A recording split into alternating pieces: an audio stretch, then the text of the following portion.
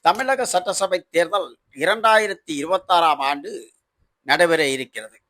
இதற்கான ஆரம்ப கட்ட பணிகளை இந்திய தேர்தல் ஆணையம் துவங்கியுள்ளது. இதற்கான உத்தரவுகளையும் பிறப்பிக்க ஆரம்பித்து விட்டது.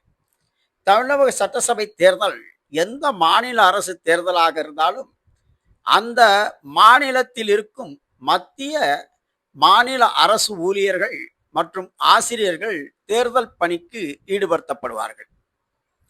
இச்சூழலில் இந்திய தேர்தல் ஆணையம் புதிய உத்தரவு ஒன்றை பிறப்பித்துள்ளது. அதன்படி அங்கன்வாடி பணியாளர்கள், கிராம உதவியாளர்கள் தேர்தல் பணிக்கு பயன்படுத்திக் கொள்ளலாம். அதேபோல் தேசிய நகர்ப்புற வாழ்வார திட்ட பணியாளர்களையும் இதற்கு பயன்படுத்திக் கொள்ளலாம்.